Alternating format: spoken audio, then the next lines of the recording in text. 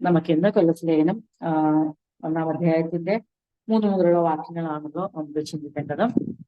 ദൈവന്റെ ചിന്തകളിൽ കൂടെ നമുക്ക് ലഭിക്കുന്ന എല്ലാ ദൈവിക മർമ്മങ്ങളും ദൈവിക വെളിപ്പാടുകളും നമ്മുടെ ജീവിതത്തോടും നമ്മുടെ നിത്യമായ ഭാവിയോടും നിത്യജീവന്റെ ആ ഉറവിടമായി ദൈവം നമുക്ക് നൽകി തന്നിരിക്കുന്ന ക്രിസ്തുയേശുവിലൂടെ ലഭിച്ചിരിക്കുന്ന നിത്യജീവന്റെ ആ ജീവിതം വെളിപ്പെടുന്ന രാജ്യത്തിലേക്കുള്ള മഹത്തായ പ്രവേശനം ലഭിക്കുവാൻ ആവശ്യമായ എല്ലാ ദൈവവചനങ്ങളും ദൈവം നമുക്ക് ഈ നാളുകളിൽ നമുക്ക് നൽകിക്കൊണ്ടിരിക്കുന്നവർ ദൈവത്തെ സ്തുതിക്കുന്നു, വാഴ്ത്തുന്നു. ദൈവം നമ്മളിൽ പകർന്നിരിക്കുന്ന നിത്യജീവനായി നമ്മൾ വളരെ ദൈവത്തോട് നന്ദിയുള്ളവരാണ്. നമുക്ക് എല്ലാവർക്കും അറിയാം അതിന്റെ വാല്യൂ, നമ്മൾ അത് അനുഭവിച്ചറിയുന്നു. അതിനോട് തുലനം ചെയ്യുവാനുള്ള അതിന് തക്കവണ്ണം അതിനോട് തുലനം ചെയ്യുവാനുള്ള വേറൊരു നന്മയും ഈ ലോകത്ത് ഇനിയും ലഭിക്കാനില്ല, ആർക്കും നമ്മൾക്ക് ഓഫർ ചെയ്യാനില്ല. ഈ കർത്താവ് തന്റെ പിതാവായ ദൈവത്തിന്റെ സ്വപുത്രനെ നൽകിക്കൊണ്ട് പുത്രനിൽ വിശ്വസിക്കുന്ന ഏവർക്കും പകരുന്ന ആ നിത്യജീവൻ നമ്മളിലും പകർന്നിരിക്കുന്ന ഓർത്ത് നന്ദിയോടെ ദൈവത്തെ സ്തുതിക്കുന്നു. ആ നിത്യജീവന്റെ ജീവിതം ക്രിസ്തു വെളിപ്പെടുമ്പോഴാണ് ആ ജീവിതം വെളിപ്പെടുന്നത്. ജീവനുള്ളവർക്കേ ജീവിതമുള്ളൂ, അല്ലെ? നിത്യജീവൻ ഇല്ലാത്തവർക്ക് നിത്യജീവിതത്തെ കുറിച്ച് അല്ലെങ്കിൽ നിത്യജീവിതം ദൈവത്തോടൊപ്പം ഉള്ള നിത്യജീവിതം, നിത്യജീവിതത്തെ കുറിച്ച് സ്വപ്നം പോലും കാണാൻ കഴിയത്തിൽ. അങ്ങനെ സ്വപ്നം കണ്ടാലും അത് നടക്കത്തും ഇല്ല. ആരുടെ ഉള്ളിലാണോ ഈ നിത്യജീവൻ പകർന്നിരിക്കുന്നത് അവർക്കാണ് ക്രിസ്തുയേശുവിനോടൊപ്പം എന്ത് വെളിപ്പെടും?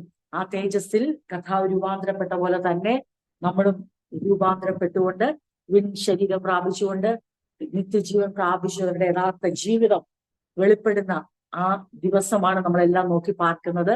അപ്പോസ്തലനായ പൗലോസും തന്റെ ജീവിതത്തിൽ ഏറ്റവും പ്രത്യാശ വെച്ചത് ആ പുനരുത്ഥാനത്തിന്റെ ദിനത്തിനു വേണ്ടിയാണ്. തനിയും ഓടിയതും അധ്വാനിച്ചതും മൊത്തം അപ്പോസ്തലനായ പത്രോസ് ശിഷ്യന്മാരെല്ലാം അവരുടെ ജീവിതത്തിൽ അവർക്ക് വന്ന മാറ്റം അതായിരുന്നു. ക്രിസ്തുയേശു അവരോട് 3.5 വർഷം ശരീരത്തിൽ ഭൗമികമായി വസിച്ചിരുന്നപ്പോൾ അവരോട് എത്ര പറഞ്ഞിട്ടും അവർക്ക് മനസ്സിലാകാത്ത കാര്യം, കർത്താവിന്റെ മരണ അടക്ക ഉയർത്തെഴുന്നേൽപ്പിന് ശേഷം കർത്താവ് അവരോടുകൂടെ വീണ്ടും തന്നെ അവരുടെ നടുവിൽ അവരുടെ അടുത്ത് വന്ന് 40 നാൾ അവരോടൊപ്പം താമസിച്ചു, അവരുടെ മുമ്പിൽ തന്നെ ഭക്ഷിച്ചു.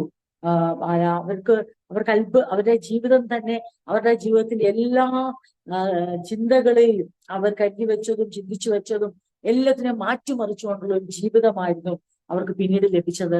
അത് ദൈവത്തിന്റെ ആത്മാവ് അവരെ ആ ജീവിതം നയിപ്പാൻ ശക്തീകരിച്ചു. കർത്താവ് ആ ജീവിതത്തെക്കുറിച്ചുള്ള ഉറപ്പ് അവർക്ക് കൊടുത്തു. ആ ഉറപ്പോടെ ഈ ഭൗമിക ലോകത്ത് ജീവിക്കാനുള്ള ശക്തി പരിശുദ്ധാത്മാവ് അവർക്ക് ദിനംതോറും നൽകിക്കൊടുത്തു.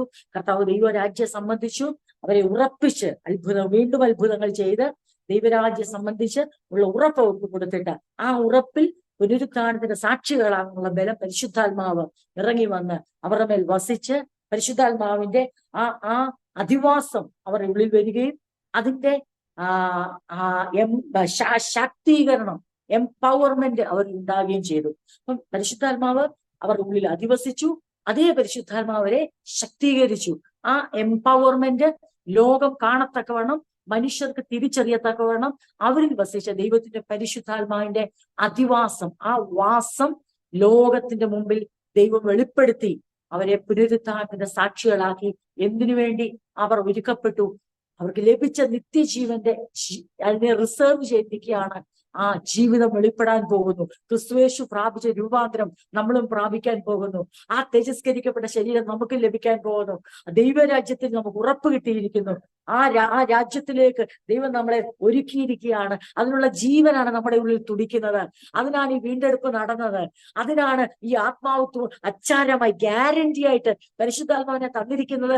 നമ്മുടെ ഈ ഭൂവാസത്തിൽ അത്ഭുതങ്ങളും വീര്യപ്രവൃത്തികളും ചെയ്ത് നമ്മളുടെ പേർ വലുതാക്കി കല്ലറയിൽ ഇവൻ മഹാനെന്ന് എഴുതി വെക്കാൻ വേണ്ടിയല്ല പത്രോസിന്റെ നിഴലിന് പോലും ദൈവം ശക്തി കൊടുത്തത്. പൗലോസിന്റെ റൂമാലിക പോലും സൗഖ്യം കൊടുത്തത്. അതിന്റെ ഉടമസ്ഥർക്ക് അറിയാമായിരുന്നു ഇത് അല്പകാലത്തേക്കുള്ള വേലയാണ്, ഇതെന്തിനു വേണ്ടിയാണ്, ചിലരെ കൂടെ ഇതേ നിത്യജീവനിലേക്ക് നയിക്കാൻ വേണ്ടിയുള്ള, അവരെ അതിലേക്ക് വലിച്ചടിപ്പിക്കാനുള്ള അടയാളങ്ങൾ മാത്രമാണിത്. അവരും ഈ നിത്യജീവന്റെ അവകാശികളായി നിത്യജീവിതത്തിലേക്ക് ഒരുക്കപ്പെടണമെന്നുള്ളതുകൊണ്ട് ഈ അത്ഭുതമുള്ള അടയാളങ്ങൾ ഒന്നും അവർക്ക് ഇടർച്ചയ്ക്ക് കാരണമായില്ല. അവർ മഹാന്മാരായി അവരെ തെറ്റിദ്ധരിച്ചില്ല. അവർക്ക് എന്നും എന്നേക്കും ഒരൊറ്റ മഹാനെ ഉള്ളായിരുന്നു അവരുടെ ജീവിതത്തിൽ. അവരെ വിളിച്ചു വേർതിരിച്ച കർത്താവായ യേശു ക്രിസ്തുവായിരുന്നു. സ്വയം മഹാനെന്ന് നടിക്കുന്നവൻ, ദൈവാത്മാവുള്ള ആരും സ്വയം മഹാനെന്ന് നടിക്കത്തില്ല. ദുരാത്മാവുള്ളവനാണ് സ്വയം മഹാനെന്ന് നടിക്കുന്നത്. അത് വേദപുസ്തകത്തിൽ നമുക്ക് മനസ്സിലാക്കാൻ പറ്റും, അല്ലെ? ദുരാത്മാവുള്ളവർ അല്ലെങ്കിൽ ഏതെങ്കിലും ആത്മാവിനാൽ നയിക്കപ്പെടുന്നവർക്കാണ് ഈ എന്തെങ്കിലും ചെയ്യുമ്പോൾ ആരെങ്കിലും കാണണമെന്നും എല്ലാവരും എന്നെ അംഗീകരിക്കണമെന്നും ഞാൻ എല്ലാവരുടെ മുമ്പിൽ വലിയവരാണെന്നുള്ള ദൈവത്തിന്റെ ആത്മാവിനാൽ നിയന്ത്രിക്കപ്പെടുന്ന ഒരാൾക്കും സ്വയം മഹാനാനുള്ള ചിന്ത ഉണ്ടാകത്തില്ല. യേശു മഹാനായിരിക്കണം, അവന്റെ മഹത്വം വെളിപ്പെടണം, എല്ലാവരും അവങ്കിലേക്ക് നോക്കണം, എല്ലാവരും അവനാൽ ആകർഷിക്കപ്പെടണം, എല്ലാവരും കർത്താവിലേക്ക് തിരിയണമെന്നാണ് ആത്മാവിനെ അച്ചാരമായി ലഭിച്ചവരുടെ ആഗ്രഹം. അല്ലാതെ ആത്മാവിനെ ലഭിക്കാതെ ആത്മാവിനാൽ നിയന്ത്രിക്കപ്പെടാത്തവർക്കാണ് ചെയ്യുന്നതിനെല്ലാം മഹത്വം വേണ്ടത്, ചെയ്യുന്നതിനെല്ലാം പുകഴ്ച വേണ്ടത്, ചെയ്യുന്നതിനെല്ലാം എല്ലാ മാനുഷിക അംഗീകാരത്തിന് വല്ലാതെ അങ്ങ് എന്താ പറയണ്ടേ വാഞ്ചിക്കുന്നത്. എന്നാൽ ദൈവത്തിന്റെ ആത്മാവിന്റെ നിയന്ത്രണത്തിൽ, ആത്മനിറവിൽ പൂർണ്ണമായും ദൈവത്തിന്റെ പരിശുദ്ധാത്മാവ് നമ്മുടെ കൺട്രോൾ ഏറ്റെടുത്ത് കഴിഞ്ഞാൽ, പിന്നെ നമ്മുടെ നിയന്ത്രണം ഏറ്റെടുത്തു കഴിഞ്ഞാൽ, പിന്നെ നമ്മുടെ ഉള്ളിൽ പോലും സ്വയം മഹാനാകാനുള്ള ശുശ്രൂഷയിൽ ചെയ്യുന്ന ഒരു കാര്യങ്ങളിലും സ്വന്തം മഹത്വത്തിനായി നമ്മൾ അന്വേഷിക്കത്തില്ല, പിന്നെ ദൈവമഹത്വത്തിനായി നമ്മൾ അന്വേഷിക്കും. കാരണം പരിശുദ്ധാത്മാവിന്റെ ഏറ്റവും വലിയ പ്രത്യേകത ഏതാണ്? പുത്രനിലേക്ക് നമ്മളെ അടുപ്പിച്ചു നിർത്തിക്കൊണ്ട് പുത്രൻ പറഞ്ഞത്, യേശു പറഞ്ഞത് നമ്മളെ ഓർപ്പിച്ച് പിതാവിന്റെ മഹത്വത്തിനായി നമ്മളെ ഉപയോഗിക്കുക എന്നുള്ളതാണ് പരിശുദ്ധാത്മാവിന്റെ ഈ ലോകത്തിലെ ഏറ്റവും വലിയ ദൗത്യം. ആ ദൗത്യം നമുക്ക് പരിശുദ്ധാത്മാവ് നമ്മുടെ ജീവിതത്തിൽ ചെയ്യുവാൻ തക്കവണ്ണം നമുക്ക് വീണ്ടും നമ്മളെ തന്നെ വിധേയപ്പെടുത്താം. നമ്മള് ജഡീക സ്വഭാവം പുറപ്പെടുവിക്കുന്നെങ്കിൽ അതിന്റെ അർത്ഥം ആത്മാവിനാൽ നിയന്ത്രിക്കപ്പെടുന്നില്ലെന്നാണ്, ആത്മാവിനെ അനുസരിച്ച് നടക്കുന്നില്ലെന്നാണ് അതിന്റെ അർത്ഥം. ആത്മാവിനെ അനുസരിച്ച് നടക്കുന്നതിന്റെ തെളിവെന്ന് ചോദിച്ചാൽ ജഡീക സ്വഭാവം നമ്മളിൽ നിന്ന് മാറിപ്പോവും. ആത്മാവിനാൽ നിയന്ത്രിക്കപ്പെട്ടാൽ അതിന്റെ അനന്തര ഫലമെന്നും ചോദിച്ചാൽ നമ്മളുടെ ജീവിതത്തിൽ ആത്മീകമായി ചിന്തിക്കുവാൻ, ആത്മീകമായി പെരുമാറുവാൻ, ക്രിസ്തുയേശുവിനെ പോലെ ജീവിതത്തെ നോക്കിക്കാണുവാനുള്ള ദൈവകൃപ നമ്മളിൽ പകരപ്പെടും. എപ്പോഴാ? ആത്മാവിന് പൂർണ്ണ വിധേയത്വം നമ്മളിൽ കൊടുത്താൽ. നമ്മുടെ ആവശ്യങ്ങൾക്ക് വേണ്ടിയോ അല്ലെങ്കിൽ സഭയുടെ ആവശ്യങ്ങൾക്ക് വേണ്ടിയോ അല്പസമയം പ്രാർത്ഥിക്കാൻ വേണ്ടി പരിശുദ്ധാത്മാവിന്റെ സഹായം തേടുന്നതിനെ കുറിച്ചല്ല പറയുന്നത്.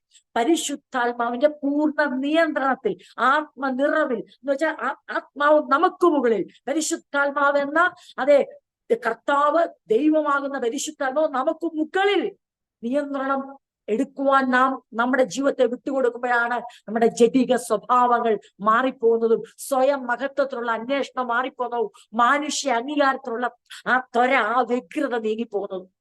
അത് നമ്മളെ കൊണ്ട് സ്വയം കഴിയത്തില്ല.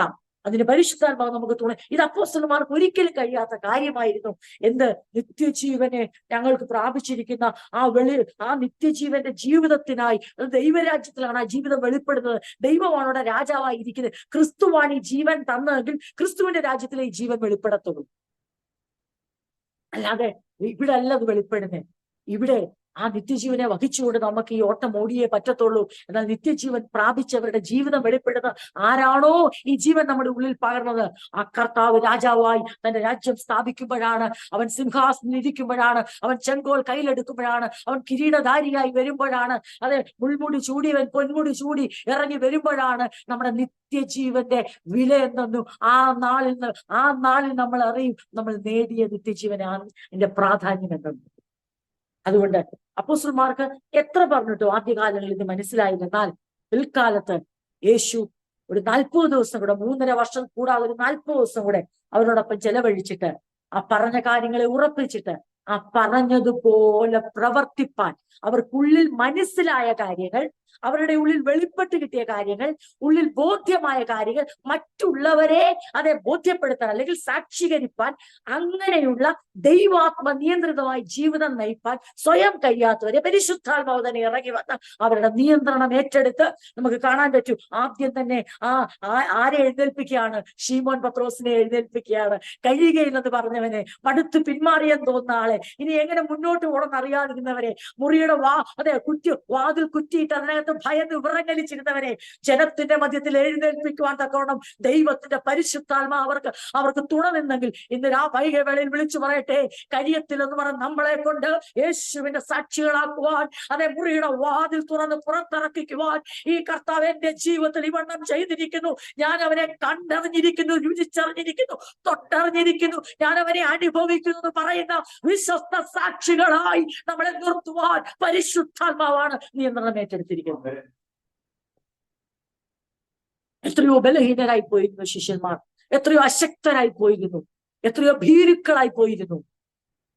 സമൂഹത്തെ നേരിടാൻ കഴിയാതെ, പ്രതികൂലങ്ങളെ നേരിടാൻ കഴിയാതെ, അപമാനങ്ങളെ നേരിടാൻ കഴിയാതെ, വെല്ലുവിളികളെ നേരിടാൻ കഴിയാതെ ആകെ കുഴഞ്ഞുപോയ, വലഞ്ഞുപോയ, ഒരു മുറിക്കകത്തേക്ക് ഒതുങ്ങിപ്പോയവരെ ലോകത്തിന്റെ അറ്റം വരെ എത്തിക്കത്തക്കവണ്ണം പരിശുദ്ധാത്മാവരുടെ നിയന്ത്രണം ഏറ്റെടുത്തു. അവരുടെ ഉള്ളിൽ എന്ത് പകർന്നിരുന്നു? പരിശുദ്ധാത്മാവ് ഞങ്ങളുടെ നിയന്ത്രണം ഏറ്റെടുത്തുകൊണ്ട് വായി തോന്നിയതല്ല അവർ വിളിച്ചു പറഞ്ഞേ. പരിശുദ്ധാത്മാവ് സംസാരിക്കുന്നെന്ന് പറഞ്ഞിട്ട് അവരുടെ സ്വപ്നങ്ങളെയല്ല വ്യാഖ്യാനിച്ചേ. പരിശുദ്ധാത്മാവ് എന്ന് പറഞ്ഞിട്ട് അവർ അവരുടെ ദർശനങ്ങളെയല്ല വ്യാഖ്യാനിച്ചത്. അവർ വിളിച്ചു പറഞ്ഞത് സത്യസുവിശേഷത്തെയാണ്, യേശുവിന്റെ പുനരുത്ഥാനത്തെയാണ്, വരുവാൻ പോകുന്ന യേശുവിനെയാണ്, അവൻ സ്ഥാപിക്കുന്ന രാജ്യത്തെ കുറിച്ചാണ്. നമുക്കും പരിശുദ്ധാത്മാവിന്റെ നിയന്ത്രണത്തിൽ, പൂർണ്ണ വിധേയത്വത്തിൽ നമ്മുടെ ക്രിസ്തീയ ജീവിതം മുന്നോട്ട് പോകുവാൻ ദൈവം നമ്മളെ സഹായിക്കുമാറാകട്ടെ. നമ്മുടെ ജീവിതത്തിൽ അപ്പോഴാണ് നമുക്ക് മനസ്സിലാവുന്നത് നമ്മുടെ കഴിവില്ലായ്മയിൽ എത്രയധികം, നമ്മുടെ ബലഹീനതയിൽ എത്രയധികം ദൈവത്തിന്റെ ബലം പകരുന്നു എന്ന്. എങ്ങനെയാണ് എനിക്ക് അതിശയം തോന്നുവാണ്. നമ്മൾ പറയും, ഞാൻ പത്രോസ് അവിടെ എഴുന്നേറ്റൊക്കെ നിന്ന് ഈ സകല പെരുന്നാളിന് വന്ന എല്ലാ ജനത്തിന്റെയും മധ്യത്തിൽ സഹോദരന്മാരായ പുരുഷന്മാരെ നിങ്ങൾ ഇത് കേട്ടുകൊള്ളൂ എന്ന് പറഞ്ഞ് തിരുവെഴുത്തിനുള്ള വചനമൊക്കെ യോവേൽ പ്രവാചകൻ പറഞ്ഞ ആ കോട്ടിങ്ങൊക്കെ എടുത്ത് അന്ത്യകാലത്ത് ഇപ്രകാരം സംഭവിക്കും എന്നൊക്കെ പറഞ്ഞ് കോട്ടി ചെയ്തുകൊണ്ട് പ്രസംഗിച്ച് ധൈര്യസമേത യൂദ തൂങ്ങി മരിച്ചിടത്ത് ഞങ്ങൾ എഴുന്നേറ്റിരുന്നാൽ ഇനി കല്ലേറുണ്ടാകുമല്ലോ, അല്ലേ തന്നെ യേശു പ്രസംഗിക്കുമ്പോൾ ഇവർ കല്ലെറിയുന്നവരായിരുന്നു, അല്ലെ തന്നെ കൊല്ലാൻ ശ്രമിക്കുന്നവരായിരുന്നു. ഇവരുടെ നടുവിൽ ഓൾറെഡി ഞങ്ങളുടെ കൂടെയുള്ള ഒരുവൻ വളരെ മോശമായ ഒരു പ്രവൃത്തി സ്വയം ചെയ്ത് അവൻ നഷ്ടപ്പെട്ടിരിക്കുമ്പോൾ അവരുടെ നടുവിൽ ഞങ്ങൾക്ക് എന്തു വില, ഞങ്ങൾ എങ്ങനെ എഴുന്നേറ്റ് ഈ സത്യത്തെ പ്രസ്താവിക്കുമെന്ന് ഭയന്നിരുന്നവരെ എല്ലാം കൊണ്ടും ഞങ്ങളുടെ നാഥൻ തന്നെ ഞങ്ങളെ കൈവിട്ടു എന്ന് പറഞ്ഞ് ഞങ്ങൾ ഒറ്റപ്പെട്ടു പോയെന്ന് പറഞ്ഞവരെ നാഥൻ അവർക്ക് മുമ്പിൽ വെളിപ്പെടുത്തി, തന്നെത്താൻ വെളിപ്പെട്ടവരെ ശക്തീകരിച്ചിട്ട് പരിശുദ്ധാത്മാവ് നിയന്ത്രണം ഏറ്റെടുത്തപ്പോൾ അവരെവിടെ ഭയന്നോ, എവിടെ അവർക്ക് നിൽക്കാൻ കഴിയത്തില്ലെന്ന് തോന്നിയോ, നമ്മുടെ ഇന്നത്തെ ആത്മീയ ഭാഷയിൽ എവിടെ നിന്ദിക്കപ്പെട്ടോ, അവിടെ മാനിക്കപ്പെട്ടെന്ന് പറയുന്നത് മുഴുവൻ എന്തിനെ ഓർത്തെന്നറിയാമോ? കഴിഞ്ഞ നാളിൽ എന്തില്ലാതിരുന്നോ ഭൗതികമായി അത് കിട്ടി, അതിന്റെ പേരിൽ ആരൊക്കെ എന്തൊക്കെ പറഞ്ഞ് കളിയാക്കിയോ അത് കിട്ടി എന്ന് പറയാൻ മാത്രമായി പോയി ആ വാക്ക്. എന്നാൽ ഇവിടെ നമുക്ക് ധൈര്യസമേതം വിളിച്ചു പറയാൻ പറ്റൂ, എവിടെ നിൽക്കാൻ കഴിയത്തില്ലെന്ന് പത്രോസിന് തോന്നിയോ, എവിടെ ഇനി ശബ്ദിക്കാൻ കഴിയത്തില്ലെന്ന് തോന്നിയോ, എവിടെ ഞങ്ങൾക്ക് ഇനി കൈ ഓർത്ത് പിടിച്ച ആ ശിഷ്യഗണമായി ഇനിയും യെരൂശലേമിലോ ഈ ഗലീല നാട്ടിലോ ഞങ്ങളെ കണ്ടാൽ ആരും അംഗീകരിക്കത്തില്ല എന്നവർ ഭയപ്പെട്ട ഇടത്ത് അവിടെ തന്നെ തലസ്ഥാനത്ത് തന്നെ യെരൂശലേം എന്ന കേന്ദ്രത്തിൽ തന്നെ അവർ എഴുന്നേൽപ്പിച്ച സകല പരീശന്മാരും മൂപ്പന്മാരും സദൂക്യരും മഹാപുരോഹിതന്മാരും വാഴുന്ന ഇടത്തു തന്നെ ആദ്യം അവരെ എഴുന്നേൽപ്പിച്ച ദൈവത്തിന്റെ ആത്മാവിന്റെ നിയന്ത്രണത്തിലും പൂർണ്ണ നിറവിലും യേശുവിന്റെ സാക്ഷികളാക്കി. എന്റെ പ്രിയരെ, നമ്മുടെ പ്രാർത്ഥനകൾ അങ്ങനെയായി തീരട്ടെ. കർത്താവെ, കഴിഞ്ഞ നാളിൽ ഞാൻ ആഗ്രഹിച്ചിട്ടും എവിടെ എനിക്ക് കഴിഞ്ഞില്ലയോ അങ്ങനെ സാക്ഷിയായിരിക്കാൻ, അവിടെ എന്നെ ഒന്ന് ഉപയോഗിക്കണേ. കഴിഞ്ഞ നാളിൽ ഞാൻ ചില ഭവനങ്ങളിൽ ചെന്നതാണ്, പക്ഷെ പറയാൻ പറ്റിയില്ല, ചിലരെ കണ്ടുമുട്ടിയതാണ്, പറയാൻ പറ്റിയില്ല. എന്നാൽ എവിടെ എനിക്ക് കഴിയാതെ ഞാൻ തിരിച്ചു പോരുന്നു, എന്റെ അടുത്തേക്ക് വന്നവരുടെ അടുത്ത് ഞാൻ ആഗ്രഹിച്ച പോലെ എനിക്കത് പങ്കുവെക്കാൻ കഴിഞ്ഞില്ല, അവിടെ വീണ്ടും അവസരങ്ങളെ തന്ന് അങ്ങയുടെ ആത്മാവിന്റെ നിയന്ത്രണത്തിൽ എന്നെ ഒന്ന് ഉപയോഗിക്കണേ എന്ന് പറഞ്ഞിരുന്നെങ്കിൽ ക്രിസ്തീയ ജീവിത ശുശ്രൂഷയും എത്ര ധന്യമായത്. പക്ഷെ ഇന്ന് കണ്ട് നാളെ പാടിപ്പോകുന്ന, ഇന്ന് കണ്ട് നാളെ നീങ്ങിപ്പോകുന്ന അല്പകാലത്തിലെ ആയുസിന്റെ കാര്യങ്ങൾക്ക് മാത്രമാണ് മനുഷ്യൻ പറയുന്നത്. നിന്നിച്ചേർത്ത് ദൈവം എന്നെ മാനിക്കും, തളർന്നെടുത്ത് ദൈവം എന്നെ എഴുന്നേൽപ്പിക്കും. ഇതെല്ലാം ആർക്കൊക്കെ വേണ്ടി തിരിച്ചടി കൊടുക്കുന്നതാണ്. ആരെയൊക്കെയോ ചെറുതാക്കാൻ ദൈവം എന്റെ ജീവിതത്തിൽ പ്രവർത്തിച്ചിട്ട് ആരെയൊക്കെയോ കൊച്ചാക്കാൻ വേണ്ടിയുള്ള പ്രാർത്ഥന. പക്ഷെ പത്രോസ് അങ്ങനെയല്ലായിരുന്നു, ആരെയും കൊച്ചാക്കാൻ വേണ്ടിയല്ല അവർ എഴുന്നേറ്റത്, പാപത്തിൽ ജനത്തെ വിടുവിപ്പാൻ ഉള്ള സാക്ഷ്യമാണ് അവര് പ്രസ്താവിച്ചത്. ആരെയും കൊച്ചാക്കാനല്ല മിനിസ്ട്രി വരവേൽപ്പിച്ചിരിക്കുന്നത്, പിന്നെയോ ആരെയും ഈ ഇരുട്ടിന്റെ അധികാരത്തിൽ നിന്ന് വലിച്ചു കയറ്റുന്ന സത്യസുവിശേഷം അറിയിക്കാനാണ് ശുശ്രൂഷ ഫലമേൽപ്പിക്കപ്പെട്ടിരിക്കുന്നത്. അല്ലാതെ ദൈവം എന്നെ ഉപയോഗിച്ചു, എന്നെ നിന്ദിച്ചവർ മുമ്പിൽ മാനിച്ചു എന്നുള്ള മറ്റാരെയൊക്കെയോ തരം താഴ്ത്തുന്ന സാക്ഷ്യത്തിനല്ല. അങ്ങനെ ആയിരുന്നെങ്കിൽ കഴിഞ്ഞ ദിവസം ഫ്രൈഡേ എപ്പോഴും നമ്മൾ ചിന്തിച്ചപ്പോൾ പറഞ്ഞ പോലെ അങ്ങനെയായിരുന്നെങ്കിൽ യേശു ആദ്യം നമുക്ക് കാണിച്ചു തന്നേനെ. അങ്ങനെ ഒരു മാനദണ്ഡം ക്രിസ്തീയ ജീവിതത്തിൽ ഉണ്ടായിരുന്നെങ്കിൽ അത് ആദ്യം ഗുരു വെളിപ്പെടുത്തിയേനെ, യജമാനൻ എങ്ങനെ വെളിപ്പെടുത്തിയേനെ? മൂന്നാം നാൾ ഉയർത്തെഴുന്നേറ്റപ്പോൾ ആദ്യം എവിടെ പോയി പ്രത്യക്ഷമായേനെ?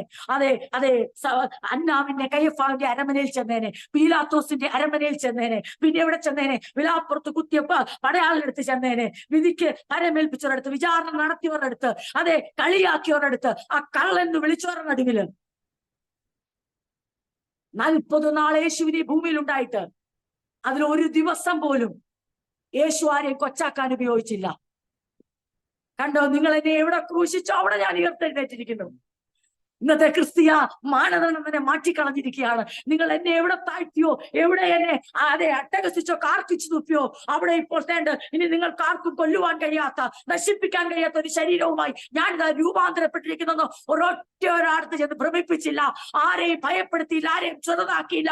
എന്നാൽ ആ 40 നാളും യേശു ആർക്കു വേണ്ടി ഉപയോഗിച്ചെന്നറിയാമോ? ബലഹീനരായിരിക്കുന്ന, കുറച്ചുകൂടി ഉറപ്പ് ആവശ്യമായ, തന്റെ വേല കൈമാറേണ്ട, തന്റെ നിയോഗം കൈമാറേണ്ട അവരുടെ അടുത്ത് തന്നെ വെളിപ്പെടുത്തി അവരെ ഉറപ്പിച്ചു. ഞാനിതാ ഉയർത്തെഴുന്നേറ്റിരിക്കുന്നു, നിങ്ങൾക്ക് ധൈര്യമായി വിശ്വസിക്കാം. മരണത്തിനപ്പുറം ഒരു ജീവിതമുണ്ട്. ആ ജീവിതത്തിന് വേണ്ടിയാ ഞാൻ എന്റെ ജീവനെ നിങ്ങളിൽ പകർന്നിരിക്കുന്നു. അതുകൊണ്ട് അപ്പോസ്തലന്മാർ എന്ത് ചെയ്തു? അവരുടെ ശുശ്രൂഷ ആരെയും കൊച്ചാക്കാനുള്ളതല്ലായിരുന്നു. അവരുടെ ശുശ്രൂഷയ്ക്കകത്ത് അവർക്ക് അങ്ങനെ ഒരു ചിന്ത പോലും ഇല്ലായിരുന്നു. ഞങ്ങളെ നായ്ക്കളെ പോലെ ഓടിച്ചോ, പട്ടിയെ പോലെ തല്ലിയ ഈ നാട്ടിൽ ഞങ്ങൾ ഇതാ അഭിഷിക്തരായിരിക്കുന്നു പറയുന്നൊരു പ്രസംഗം അവരെങ്ങും. പക്ഷെ അവർ ഒരു കാര്യം പറഞ്ഞിരുന്നു: നിങ്ങൾ ക്രൂശിൽ തറപ്പിച്ചു കൊന്ന നസറേയനായ യേശു എന്ന് നിങ്ങൾ വിളിക്കുന്ന ഈ യേശു തന്നെയാണ് ക്രിസ്തു. ദൈവം അവനെ മരിച്ചവരിൽ നിന്ന് ഉയർപ്പിച്ചു. അത് പറയാതെ സുവിശേഷം പറയാൻ പറ്റാത്തതുകൊണ്ടാ അവരത് പറഞ്ഞത്. നിങ്ങൾ തറപ്പിച്ചു കൊന്ന, കാരണം നിങ്ങൾക്ക് സംഭവിച്ചു പോയത്, കാരണം നിങ്ങൾ അവൻ ക്രിസ്തുവാണെന്ന് നിങ്ങൾക്ക് അറിയാതെ പോയത് കൊണ്ടാണ് നിങ്ങൾക്ക്. പക്ഷെ അവൻ കൊല്ലപ്പെടുക എന്നുള്ളത്, അല്ലെ ഏൽപ്പിച്ചു കൊടുക്കുക എന്നുള്ളത് ദൈവത്തിന്റെ പദ്ധതിയാണ്. പക്ഷെ അവരിലേക്ക് എന്ത് വിരൽ ചൂണ്ടി? നിങ്ങൾ തറപ്പിച്ചു കൊന്ന യേശുവിനെ ദൈവം ഇതാ ഇത് ഉയർത്തെഴുന്നേൽപ്പിച്ചിരിക്കുന്നു, അവൻ ജീവിക്കുന്നു എന്നുള്ള സുവിശേഷവുമായി അവർ കർത്താവിന്റെ സാക്ഷികളായി യെരൂശലേമിലും യഹൂദയിലും ഗലീലയിലും പിന്നീട് ശമര്യയിലേക്കും ദമസ്കോസിലേക്കും പിന്നീട് ഓരോ സ്ഥലങ്ങളിലേക്കും, പിന്നെ അപ്പോസ്തലനായ പൗലോസ് കൂടെയുള്ള അപ്പോസ്തലന്മാരെ ഉപയോഗിച്ചുകൊണ്ട് ഏഷ്യ മൈനറിലേക്കും ഗ്രീസിലേക്കും മാസിഡോണിയയിലേക്കും ദൈവത്തിന്റെ വചനം പരക്കാൻ തുടങ്ങി. ആ ശുശ്രൂഷകരോട് ആരോട് ചോദിച്ചാലും അവർക്ക് ആർക്കും അവരുടെ ഉള്ളിൽ ഒരു ശത്രു മനോഭാവം ഇല്ലായിരുന്നു. അവരെ ആരൊക്കെ ശത്രുക്കളായി കണ്ടിട്ടും തിരിച്ചൊരാളെ പോലും ശത്രുവായി കണ്ടുകൊണ്ട് ഒരു ശുശ്രൂഷ അവർ ഒരിക്കലും ചെയ്തിരുന്നില്ല. അതുകൊണ്ടാണ് നമ്മൾ ഫിലിപ്പിനെ ചിന്തിച്ചത്. അപ്പോസ്തലനായ പൗലോസ് ഇങ്ങനെ പറഞ്ഞ് നമ്മൾ ചിന്തിച്ചു, ചിലർ ക്രിസ്തുവിനെ പ്രസംഗിക്കുന്നത് എന്നോടുള്ള അസൂയ നിമിത്തം, എനിക്ക് എന്റെ ബന്ധനം വർദ്ധിക്കാൻ, എനിക്ക് ക്ലേശം വെക്കാൻ, പക്ഷെ അതിൽ ഞാൻ സന്തോഷം കണ്ടെത്തുന്നു, കാരണം പ്രസംഗിക്കുന്നത് ക്രിസ്തുവിനെയാണല്ലോ. കഴിഞ്ഞ ദിവസം എന്തോ ഒരു ചെറിയ ക്ലിപ്പ് കണ്ടപ്പോ അതിനകത്ത് ഇതുപോലൊരു വിദേശത്തുള്ള ഒരു ദേവദാസൻ പറയാണ്, ട്രംപ് വീണ്ടും യുഎസിന്റെ പ്രസിഡന്റായി മാറിയപ്പോൾ, അല്ലെങ്കിൽ അദ്ദേഹത്തിന്റെ ഇലക്ഷന്റെ സമയത്തും അല്ലാതെയൊക്കെ ക്രിസ്തുവിനെ നല്ലപോലെ ഉയർത്തുന്നുണ്ട്.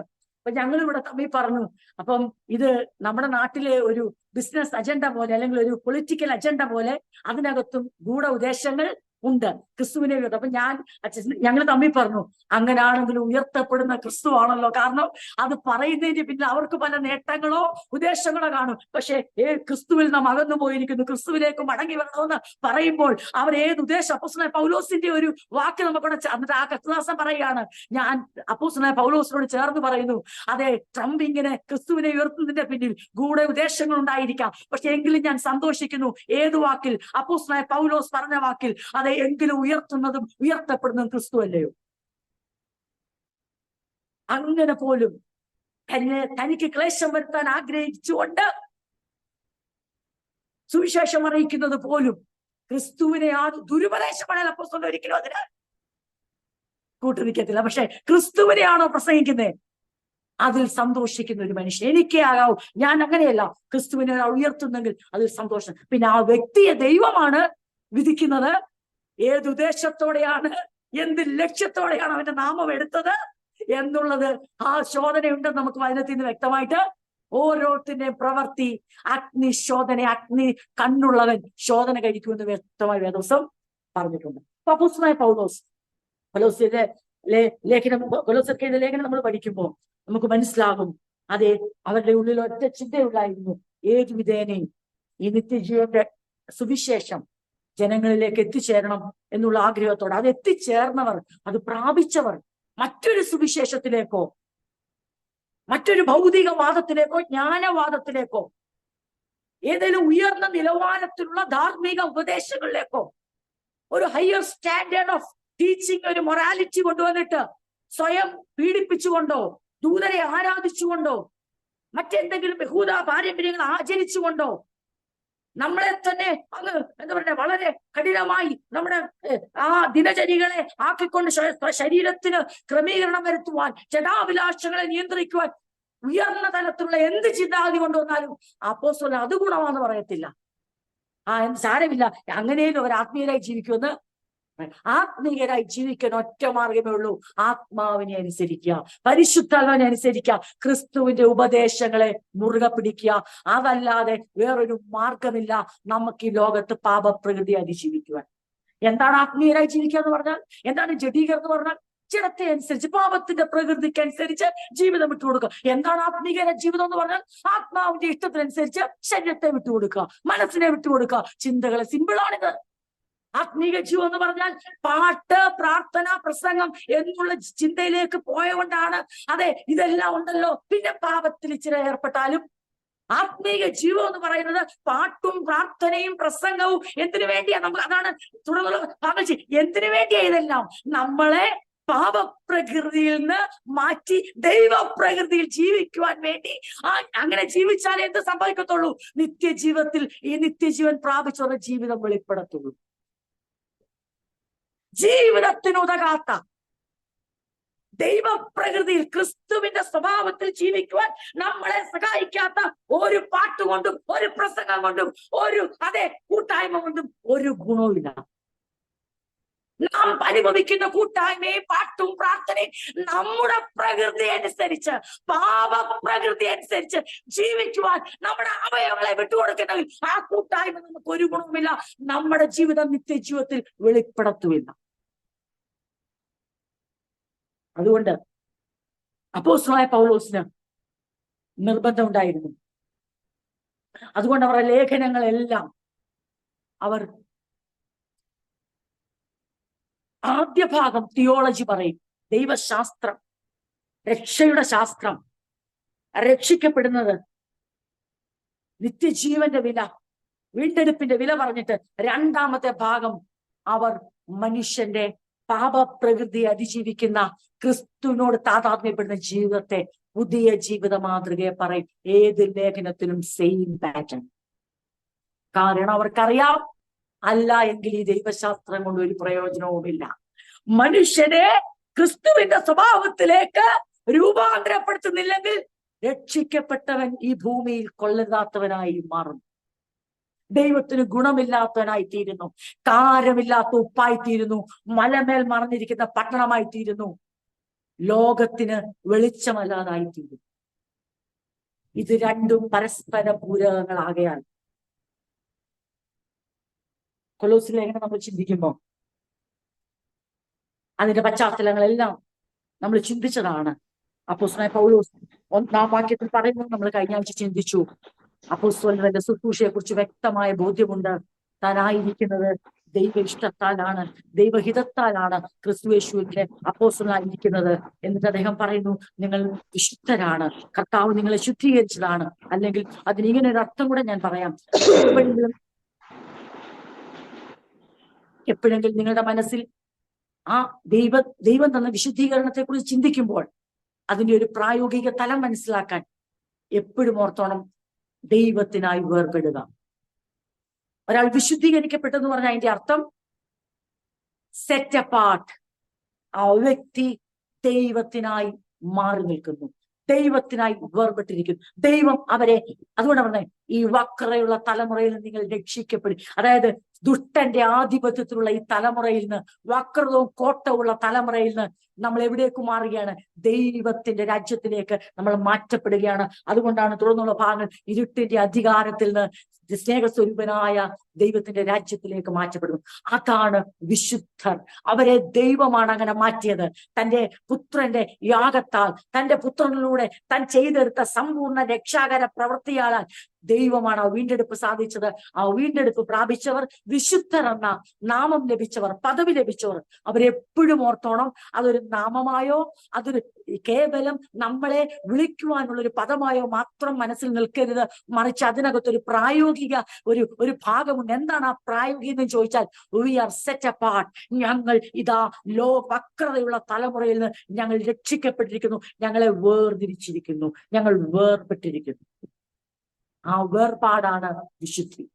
ദൈവം നമ്മളെ ഇരുട്ടിന്റെ അധികാരത്തിൽ നിന്ന് വേർപെടുത്തിയിരിക്കുന്നു. നാം വിശ്വസ്തരായ സഹോദരങ്ങൾക്ക് എഴുതുന്നത് നമുക്കറിയാം. വിശ്വസ്തയുടെ വാല്യൂ എത്ര വലുതാണ് നമുക്കറിയാം.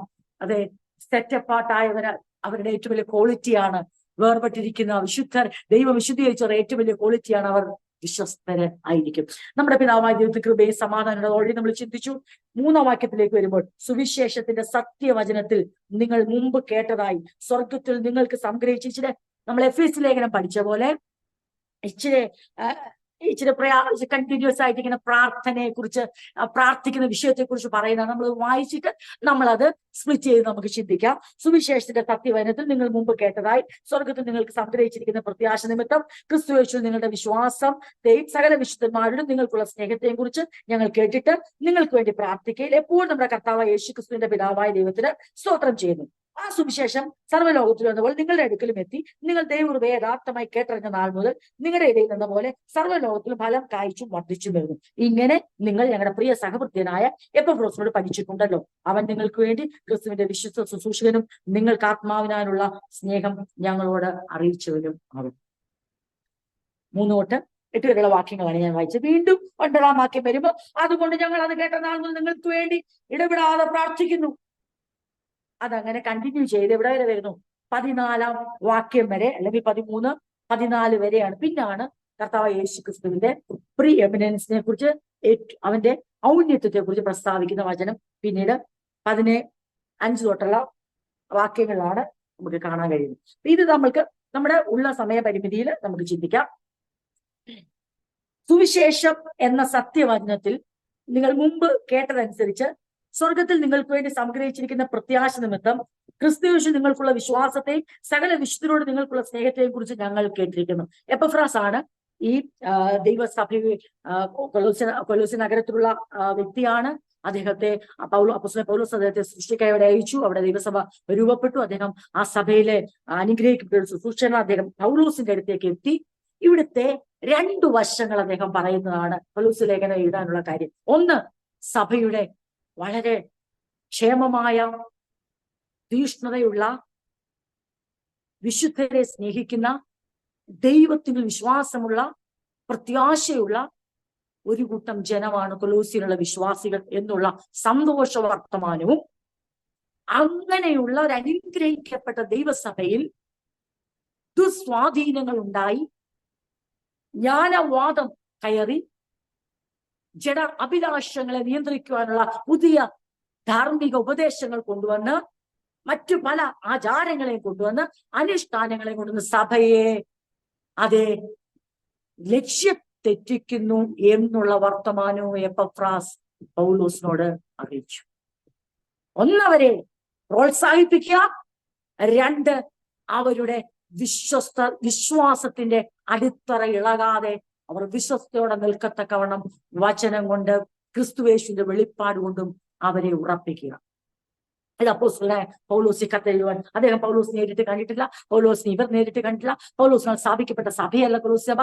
എന്നാൽ പൗലോസിന്റെ ഏറ്റവും അടുത്ത ശുശ്രൂഷകനായ, ഏറ്റവും പ്രിയ ശുശ്രൂഷകൻ എപ്പഫ്രാസിന്റെ വേലയിൽ ആണത്. അദ്ദേഹമാണ് അവിടെ പ്രയോജനപ്പെട്ട വ്യക്തി. അതുകൊണ്ട് എന്നാൽ ഇവർക്ക് പൗലോസിനെ എപ്പഫ്രാസിലൂടെ വളരെയധികം അറിയാം. അങ്ങനെ ഇവർക്ക് ബഹുമാനിക്കുന്ന ഒരാളാണ് അദ്ദേഹം. അതുകൊണ്ട് ആ സഭയെക്കുറിച്ചുള്ള വിവരങ്ങൾ കേട്ടപ്പോൾ അങ്ങനെയാണ് എഫെസോസ് സഭയ്ക്കും കൊലോസ്യ സഭയ്ക്കും അപ്പോസ്തലനായ പൗലോസ് കരുതൽ തടങ്കലായ റോമ കാരാഗ്രഹത്തിൽ കാരികൾ തടങ്കിൽ ഇരുന്നു കൊണ്ട് 2 ലേഖനം എഴുതി അയക്കുന്നു. അതുപോലെ തന്നെ വേറൊരു ലേഖനം ഞാൻ പറഞ്ഞു, ഫിലമോൻ എഴുതിയ ലേഖനം. അതിൽ ആ 3-ൽ ഒന്നാണ് കൊലോസ്യ ലേഖനം എന്നുള്ളത് ഓൾറെഡി പറഞ്ഞു. അപ്പൊ അവിടെ ആദ്യം ചെയ്യുന്ന കാര്യം എന്തെന്ന് ചോദിച്ചാൽ അവരെ ഓർത്ത് പ്രാർത്ഥിക്കുന്നു, അവരെ ഓർത്ത് നന്ദി പറയുന്നു. ആദ്യം തന്നെ അപ്പോസ്തലനായ പൗലോസ് അവരുടെ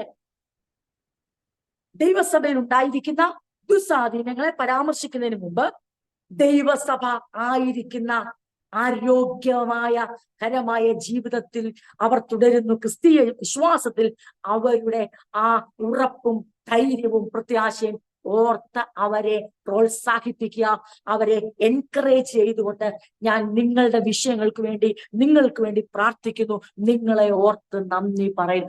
ആദ്യം തന്നെ ആശങ്കയല്ല വെളിപ്പെടുത്തിയത്, പിന്നെയോ അവർക്ക് ആശ്വാസം പകരുന്ന ഒരു ദൂതാണ് കൈമാറുന്നത്. നമ്മുടെയും ക്രിസ്ത്യ ജീവിതത്തിൽ ഓർത്തോണം, നമ്മളെയും കർത്താവ് വിവിധ ശുശ്രൂഷകൾക്ക് വേണ്ടി നിയോഗിക്കുമ്പോൾ ആശങ്കപരമായ അനേക കാര്യങ്ങൾ നമുക്ക് കാണും. പക്ഷെ ആദ്യം തന്നെ ആശങ്കയല്ല വെളിപ്പെടുത്തേണ്ടത്, ആശ്വാസമാണ് കൈമാറേണ്ടത്. ആശ്വാസം കൈമാറിക്കൊണ്ട് വേണം, അതെ, പ്രോത്സാഹനം കൈമാറിക്കൊണ്ട് വേണം കാര്യത്തിലേക്ക് കടക്കുവാൻ. ഒരു വ്യക്തി എങ്ങനെ ആയിരിക്കുന്നു, ആ വ്യക്തിയുടെ കുറ്റം മാത്രം എടുത്തു പറഞ്ഞ്, ആ വ്യക്തിയുടെ ഇല്ലായ്മ മാത്രം എടുത്തു പറഞ്ഞ്, കുറവുകൾ മാത്രം എടുത്തു പറഞ്ഞ് ഒരാളെ തിരുത്താമെന്ന് ആരും കരുതണ്ട. ആ വ്യക്തിയിലുള്ള ഗുണങ്ങളെ മനസ്സിലാക്കി അവരെ പ്രോത്സാഹിപ്പിക്കുന്നത് മാത്രമേ അവരുടെ ജീവിതത്തിലെ കുറവുകളെ നികത്താൻ ദൈവം അധികാരം കൊടുത്തിട്ടുള്ളൂ. ഇവിടെ നമ്മുടെ സഭയിൽ അങ്ങനെ ആർക്കും ഒരു നിയമനമില്ല. ആരുടെയും കുറ്റം കാണുന്ന ചാടിക്കറി അവരെ തിരുത്തുക, അവരെ വഴക്കു പറയുക, അവരെ ശാസിക്കുക എന്നല്ല. ആർക്ക് ആണ് അതിനുള്ള അധികാരം ചോദിച്ചാൽ, ആരാണോ അവരെയോർത്ത് പ്രാർത്ഥിക്കുന്നത്, ആരാണോ അവരുടെ നന്മയിൽ സന്തോഷിക്കുന്നത്, ആരാണോ അവരുടെ സ്ഥിരതയിൽ അഭിമാനിക്കുന്നത്, അവർ വേണം അവർ അസ്ഥിരരാകുമ്പോൾ തിരുത്താൻ. അല്ലാതെ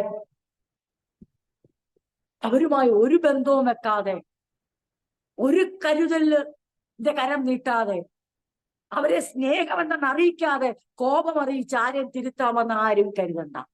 അപ്പോസ്തലനായ പൗലോസിനുള്ള നിയമം ഉണ്ടായിരുന്നു. കാരണം അദ്ദേഹം ഈ സകല സഭകളെയും ആത്മാർത്ഥമായി സ്നേഹിച്ചിരുന്നു. അവർക്ക് വേണ്ടി കണ്ണുനീരോടെ രാപ്പകൽ പ്രാർത്ഥിച്ചിരുന്നു. കിട്ടുന്ന അവസരങ്ങളെല്ലാം അവരുടെ സ്ഥിരതയോർത്ത് സന്തോഷിക്കുകയും അവർക്ക് വേണ്ട ആത്മീയ ദൂതുകൾ കൈമാറുകയും ചെയ്തു. അപ്പോൾ തനിക്ക് അറിയാമായിരുന്നു, എന്റെ ഉത്തരവാദിത്തമാണ് ഈ സഭകളിൽ എവിടെയെങ്കിലും അസ്ഥിരത ഉണ്ടായാൽ, ഒരു ഇളക്കമുണ്ടായാൽ, അവരെ ഇളക്കാൻ ആരെങ്കിലും വെളിച്ച ദൂതന്റെ ദേഹത്ത് വേഷം ധരിച്ചു വന്നാലും അവൻ വെളിച്ച ദൂതനല്ല, അവൻ പിശാചു, അവന്റെ ദൂതന്മാരും അത് പറയാൻ മടിയില്ലാതെ അപ്പോസ്തലൻ ധൈര്യം കാണിച്ചു. പൊതുവെയുള്ള നമ്മുടെയല്ല മലയാളികളുടെ ഒരു പ്രത്യേക സ്വഭാവമാണല്ലോ, സ്നേഹമെല്ലാം ഉള്ളിൽ വെക്കും, പ്രോത്സാഹനങ്ങളെല്ലാം ഉള്ളിൽ വെക്കും. എന്നിട്ട് നമ്മൾ എന്ത് ചെയ്യും? കുറ്റമുണ്ടെങ്കിൽ അത് മാത്രം പറയും. ആ സ്വഭാവം നമ്മളിൽ അധികം ഇല്ലാത്ത ഓർത്ത് ഞാൻ ദൈവത്തിന് സ്തോത്രം ചെയ്യുന്നു. കാരണം നമ്മുടെ സഭയിൽ ആ ശീലം ആരും അങ്ങനെ എടുക്കാത്തതോർത്ത്, അല്ലെങ്കിൽ ആ ശീലം നമ്മുടെ സഭയിൽ ഇല്ല എന്നുള്ളത് നമ്മുടെ സഭയിൽ അനേകർക്ക് വന്ന അനേകർ പറഞ്ഞിട്ടുണ്ട് എന്നോട്. നമ്മുടെ ചർച്ചിൽ വരുമ്പോൾ ഏറ്റവും വലിയൊരു കംഫോർട്ട് അതാണ്, ഏറ്റവും വലിയൊരു സമാധാനം അതാണ്. ആരും ആരുടെയും ജീവിതത്തിലേക്ക് ഇടിച്ച് കയറുന്നില്ല, എല്ലാവർക്കും സ്വാതന്ത്ര്യം, അവരുടെ ജീവിതത്തിന് സ്പേസ് കൊടുക്കുന്നുണ്ട്. എന്നാൽ ആവശ്യം ഉണ്ടെങ്കിൽ, അത് ആവശ്യമാണെങ്കിൽ അത് തിരക്കാനും അന്വേഷിക്കാനും എല്ലാം തയ്യാറാണ്. പക്ഷെങ്കിൽ ഒരു പരിധിക്കപ്പുറം ആരുടെ ലൈഫിലേക്ക് എൻട്രി ചെയ്ത് അതിനകത്തേക്ക് എത്തി നോക്കുന്ന ഒരു സ്വഭാവം നമ്മുടെ സഭയ്ക്ക് ഇല്ല എന്നുള്ളത് ഞാൻ ഓർത്ത് ദൈവത്തെ സ്തുതിക്കുന്നു. എന്നാൽ പ്രാർത്ഥനാ വിഷയങ്ങൾ അറിയുമ്പോൾ അതിനോർത്ത് ആത്മാർത്ഥമായി നാം പ്രാർത്ഥിക്കുകയും ചെയ്യുന്നു. പ്രോത്സാഹിപ്പിക്കേണ്ട സമയത്ത് നാം പ്രോത്സാഹിപ്പിക്കുന്നു, തിരുത്തേണ്ട സമയത്ത് നാം തിരുത്തുന്നു. പ്രോത്സാഹനം ഏറ്റുവാങ്ങിയെങ്കിൽ തിരുത്തലുകളും ഏറ്റുവാങ്ങുവാൻ നമ്മൾ കടപ്പെട്ടവരാണ്. രണ്ടും കൂടെ ചേർന്നതാണ് നമ്മുടെ ജീവിതം. അതുകൊണ്ട് അപ്പോസ്തലനായ പൗലോസ് എന്ത് ചെയ്യുകയാണ്? ആദ്യം അവരുടെ ആ സഭയ്ക്കകത്തുള്ള ആശങ്കകളെ തൊട്ടുണർത്താതെ ആശ്വാസത്തിന്റെ വക അവർക്ക് കൈമാറുകയാണ്. അവരോട് പറയുകയാണ്, സുവിശേഷം എന്ന സത്യവചനത്തിൽ നിങ്ങൾ മുമ്പ് കേട്ടതനുസരിച്ച് സ്വർഗത്തിൽ നിങ്ങൾക്ക് വേണ്ടി സംഗ്രഹിച്ചിരിക്കുന്ന പ്രത്യാശ നിമിത്തം ക്രിസ്തുയേശുവിൽ നിങ്ങൾക്കുള്ള വിശ്വാസത്തെയും സകല വിശുദ്ധരോടും നിങ്ങൾക്കുള്ള സ്നേഹത്തെയും കുറിച്ച് ഞങ്ങൾ കേട്ടിരിക്കുന്നു. എങ്ങനെ കേട്ടു? എപ്പഫ്രാസ് ചെന്ന് അദ്ദേഹത്തോട് പറഞ്ഞു, എനിക്കൊരു കാര്യം പറയാനുണ്ട് അപ്പോസ്തല, ഞാൻ ദൈവസഭയെ കുറിച്ച് എനിക്ക് ഒത്തിരി സന്തോഷ വർത്തമാനം താങ്കളോട് പറയാനുണ്ട്. സഭയുടെ പ്രത്യേകത കേൾക്കണോ? അവനാണെങ്കിൽ അത് വളരെയധികം പ്രത്യാശയുള്ളവരാ. കാരണം സുവിശേഷം എന്ന സത്യവചനം, അപ്പൊ സുവിശേഷം എന്ന സത്യവചനം മാറ്റമില്ലാത്ത വചനം. ആൾക്കാരതിനെ എങ്ങനെ കണ്ടാലും സാരമില്ല, പക്ഷെ നാം വിളിച്ചു പറയണം, സുവിശേഷം എന്നത് സത്യവചനമാണ്, അതിനൊരു മാറ്റവുമില്ല എന്നുള്ള അടിസ്ഥാനം അവർ വളരെ കേട്ട് അതനുസരിച്ച് അവരുടെ ഉള്ളിൽ എന്ത് സംഭവിച്ചെന്നറിയാമോ? അത് നിമിത്തം പ്രത്യാശ സംഗ്രഹിച്ചു. അവരുടെ ഉള്ളിൽ മോഹങ്ങളല്ല അവർ സംഗ്രഹിച്ച്. വചനം കേട്ടനുസരിച്ച് ഇനി ഞങ്ങളുടെ അവസ്ഥ പഴയ പോലെ ആയിരിക്കത്തില്ല, ഇനി ഒരിക്കലും ഞങ്ങൾ ആരുടെ മുമ്പിലും തല കുനിക്കപ്പെടത്തില്ല, സുവിശേഷം കേട്ടനുസരിച്ചുകൊണ്ട് ഇനി ഞങ്ങളുടെ ജീവിതം കണ്ടോണം എന്ന് പറയുന്ന മോഹങ്ങളെ കൊണ്ടല്ല അവർ ഉള്ളു നിറച്ചത്, മറിച്ച് സ്വർഗത്തിൽ അവർക്ക് വേണ്ടി സംഗ്രഹിച്ചു വെച്ചിരിക്കുന്ന വെളിപ്പെടാനുള്ള ജീവിതത്തെ കുറിച്ചുള്ള പ്രത്യാശ ഈ സുവിശേഷം കേട്ടനുസരിച്ചപ്പോ അവരുടെ ഉള്ളിൽ അത് നിറഞ്ഞു, അത് പൂർണ്ണമായി സ്ഥിരമാക്കപ്പെട്ടു. അപ്പോസ്തലന് ഭയങ്കര സന്തോഷമായി. ഇവരുടെ ഉള്ളിലുള്ള പ്രത്യാശയുണ്ടല്ലോ, അതെ, അത് ഉളവായത് എങ്ങനെയെന്ന് ചോദിച്ചാൽ ഈ സത്യവചനമാകുന്ന സുവിശേഷം കേട്ട് അത് അനുസരിച്ച് സ്വർഗത്തിൽ അവർക്ക് മനസ്സിലായി എന്താണ് ദൈവം സംഗ്രഹിച്ചു വെച്ചിരിക്കുന്നതെന്ന് മനസ്സിലായപ്പോൾ എന്നിട്ട് പറയണം, അങ്ങനെ ക്രിസ്തുയേശുവിൽ നിങ്ങൾക്കുള്ള വിശ്വാസത്തെയും സകല വിശുദ്ധരോടും നിങ്ങൾക്കുള്ള സ്നേഹത്തെയും കുറിച്ച് ഞങ്ങൾ കേട്ടിരിക്കുന്നു. എന്റെ പ്രിയരെ, ഈ രണ്ടു കാര്യം ഒരു സഭയുടെ ഏറ്റവും മകുടമായ, അതെ, ശ്രേഷ്ഠമായ പദവിയാണ്. എന്താണ്? ഒന്ന്, അതെ, ക്രിസ്തുയേശുവിൽ നിങ്ങൾക്കുള്ള വിശ്വാസം, ഫെയ്ത്ത് ഇൻ ക്രൈസ്റ്റ് ജീസസ്. അത് എത്ര ശ്രേഷ്ഠമാ പ്രിയപ്പെട്ടവരെ. എന്നാൽ അവിടെ കൊണ്ട് അവസാനിപ്പിക്കരുത്. Love for all of God's people. ദൈവത്തിന്റെ മക്കളോടുള്ള നിങ്ങളുടെ സ്നേഹവും ഞങ്ങൾ കേട്ടു. ഇന്നത് കേൾക്കാൻ തീരെയില്ല. ചിലർക്ക് രണ്ടിൽ ഒന്നാണ്. ഒന്നുകിൽ സ്നേഹമുണ്ടെന്ന് പറയും, പക്ഷെ പ്രത്യാശ സംഗ്രഹിക്കുന്നില്ല. പ്രത്യാശയുണ്ട്, കർത്താവ് വരുമ്പോൾ ഞാൻ എടുക്കപ്പെടുമെന്ന് ചിലർ വളരെ എന്താ പറയുക ശക്തിയുക്തം പറയുന്നു, പക്ഷെ അവർക്ക് അടുത്തിരിക്കുന്നവരുടെ സഹവിശ്വാസിയെ സ്നേഹിക്കാൻ അവർക്ക് കർത്താവിൽ ഭയങ്കര വിശ്വാസമായി. ഈ ലോകത്തിലും വരുവാനുള്ള ലോകത്തിലും ക്രിസ്തു മതിയായവരെന്ന് അവർ പറയുന്നുണ്ട്. പക്ഷേ അവർക്ക് കാണപ്പെടുന്ന സഹോദരങ്ങളെ, ദൈവം കൊടുത്തിരിക്കുന്ന ഈ സഭയുടെ ശരീരത്തിന്റെ മറ്റവയവങ്ങളെ സ്നേഹിപ്പാൻ, അല്ലെങ്കിൽ എഫെസോസിലുള്ളവരെ, അല്ലെങ്കിൽ ഫിലിപ്പിയിലുള്ളവരെ, കൊലോസ്യയിൽ തന്നെയുള്ളവരെ സ്നേഹിപ്പാൻ തക്കവണ്ണം അവരുടെ ഹൃദയം വിശാലമാകുന്നില്ല എങ്കിൽ അപ്പോസ്തലൻ പറഞ്ഞ നിങ്ങളുടെ ഈ രണ്ട് ക്വാളിറ്റി ഉണ്ടല്ലോ, അതെന്റെ ഉള്ളിൽ എനിക്ക് നിങ്ങൾക്ക് വേണ്ടി പ്രാർത്ഥിക്കാൻ എന്നെ ഇത്രയും പ്രേരിപ്പിക്കുന്ന പ്രധാന ഘടകം സുവിശേഷം എന്ന സത്യവചനം നിങ്ങൾ കേട്ടനുസരിച്ചപ്പോൾ നിങ്ങൾക്ക് ഒരു ഉണ്ടായ റിസൾട്ട് എന്ന് ചോദിച്ചാൽ, സ്വർഗത്തിൽ നിങ്ങൾക്ക് വേണ്ടി സംഗ്രഹിച്ചു വെച്ചിരിക്കുന്ന പ്രത്യാശ നിങ്ങളുടെ അകത്ത് നിങ്ങൾ ഉറപ്പിച്ചു, നിങ്ങൾ അതിനെ സ്വീകരിച്ചു, നിങ്ങളുടെ ഉള്ളിൽ അത് ഗ്രഹിച്ചു. തീർന്നില്ല, ക്രിസ്തുവിൽ നിങ്ങൾക്ക് വിശ്വാസം ഉണ്ടെന്ന് മാത്രമല്ല, സകല ദൈവമക്കൾ വിശുദ്ധരോടും ഉള്ള നിങ്ങൾക്കുള്ള സ്നേഹത്തെ കുറിച്ച് ഞങ്ങൾ കേട്ടിരിക്കുന്നു. കേൾപ്പിക്കാൻ വേണ്ടി സ്നേഹിച്ചതല്ല കേട്ടോ.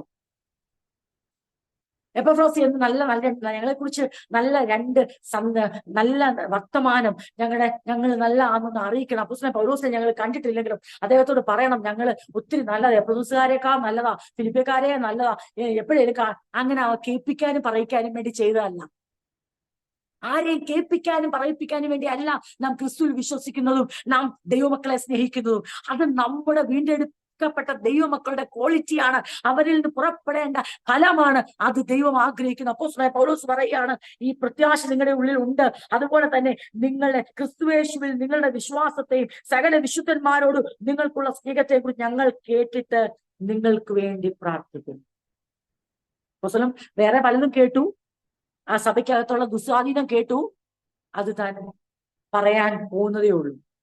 എന്നാൽ ആദ്യം തന്നെ അവരുടെ പ്രത്യാശയെ ഉറപ്പിക്കുവാൻ, അവരെ പ്രോത്സാഹനത്തിലൂടെ അതവരെ ഉറപ്പിച്ചു നിർത്തിക്കൊണ്ട് അവരിലുള്ള ക്വാളിറ്റീസ്, ആ സദ്ഗുണങ്ങളെ വെളിപ്പെടുത്തുന്നതാണ് നമ്മൾ വായിക്കുന്നത്, കേട്ടിരിക്കുക. അതുകൊണ്ട് നിങ്ങൾക്ക് വേണ്ടി എപ്പോഴും പ്രാർത്ഥിച്ചുകൊണ്ട് ഞങ്ങൾ നമ്മുടെ കർത്താവായ യേശുക്രിസ്തുവിന്റെ പിതാവായ ദൈവത്തിന് സ്തോത്രം ചെയ്യുന്നു. അതെ, എന്നിട്ട് പറയുകയാണ്, സ്തോത്രം ചെയ്യുന്ന ആ സുവിശേഷം ലോകത്തിലെ എല്ലായിടത്തും എന്ന പോലെ നിങ്ങളുടെ അടുക്കലും എത്തി. റോമ സാമ്രാജ്യത്തിന്റെ ലോകത്ത് മൊത്തം ഇടത്ത് സുവിശേഷം എത്തിയെന്നല്ല അതിനർത്ഥം. അതവിടെ ഉപയോഗിക്കുന്നത് റോമ സാമ്രാജ്യത്തിന്റെ അധീനതയിലുള്ള മിക്ക ദേശങ്ങളിലേക്കും എന്തെത്തുകയാണ്? സുവിശേഷം എത്തിക്കൊണ്ടേ ഇരിക്കുകയാണ്. നിങ്ങൾ അത് കേൾക്കുകയും ദൈവകൃപയെ യഥാർത്ഥമായി മനസ്സിലാക്കുകയും ചെയ്ത ദിവസം മുതൽ നിങ്ങൾ അത് കേൾക്കുകയും ദൈവകൃപയെ യഥാർത്ഥമായി മനസ്സിലാക്കുകയും ചെയ്ത ദിവസം മുതൽ നിങ്ങളുടെ ഇടയിലും അത് ഫലം പുറപ്പെടുവിച്ചും വളർന്നും കൊണ്ടിരിക്കുന്നു.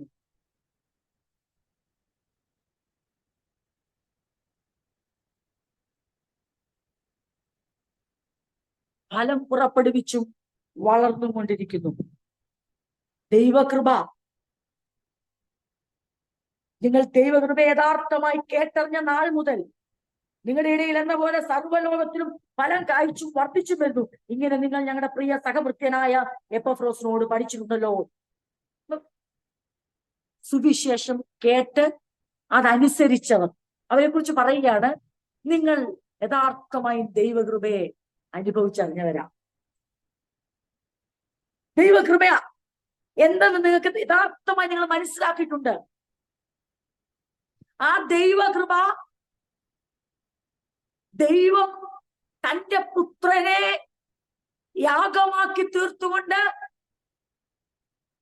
അർഹിക്കാത്ത ഇടത്തേക്ക്, യോഗ്യമല്ലാത്ത ഇടത്തേക്ക് ദൈവം ചൊരിഞ്ഞ ദൈവത്തിന്റെ ആ കരുണ, അതിന്റെ ഫലമായിട്ടാണ് ഈ സുവിശേഷം എന്ന സത്യവചനം വിളിച്ചറിയിക്കുന്ന അതിന്റെ ആ സുവിശേഷം എന്ന സത്യവചനത്തിന്റെ പിൻപിലുള്ള യഥാർത്ഥ കാരണം ദൈവകൃപയാ.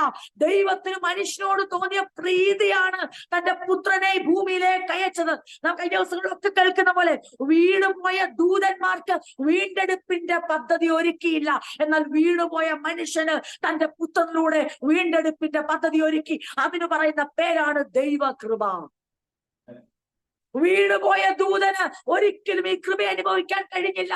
അവരെ ശിക്ഷയ്ക്ക് വിധിച്ചുകൊണ്ട്, അതെ, ശിക്ഷാവിധിക്കായി ബന്ധനസ്ഥരാക്കിയിരിക്കുക, ചെങ്ങലക്കിട്ടിരിക്കുക, അത് തള്ളിയിരിക്കുക. ഇനിയും അതിനൊരു റിലീസ് ഉണ്ടാകുന്ന രക്ഷയ്ക്ക് വേണ്ടിയല്ല, ശിക്ഷയ്ക്ക് വേണ്ടിയാ. എന്നാൽ മാനവജാതിക്ക് വേണ്ടി ദൈവം ഒരുക്കിയത് ദൈവ കോപമല്ല, ദൈവ കൃപയാണെന്ന് കൊലോസ്യ ദേശത്തേക്ക് എപ്പഫ്രോസും തിമോത്തിയോസും സുവിശേഷകർ ചെന്ന് വിളിച്ചു പറഞ്ഞപ്പോൾ അവിടെയുള്ളവർ നിത്യജീവനായി നിയമിക്കപ്പെട്ട ഉള്ളിലേക്ക് ഈ സത്യവചനം കത്തിക്കയറിയപ്പോൾ അവർ ഗ്രഹിച്ചു. അവർക്കൊരു കാര്യം മനസ്സിലായി, ദൈവത്തിന് ഞങ്ങളോട് കരുണ തോന്നിയിരിക്കും, ദൈവത്തിന് ഞങ്ങളോട് കൃപ തോന്നിയിരിക്കും. അതിനെ ഞങ്ങൾ യഥാർത്ഥം അവർ മനസ്സിലാക്കി. അപ്പോൾ തൊട്ട് നിങ്ങളുടെ ഇടയിലും അത് ഫലം പുറപ്പെടുവിച്ചു. bearing fruit by changing life. ചോദ്യം, ഫലം പുറപ്പെടുവിച്ചു, എക്സ്പ്ലെയിൻ ചെയ്യാൻ പറഞ്ഞാൽ എങ്ങനെയാ ചെയ്യും?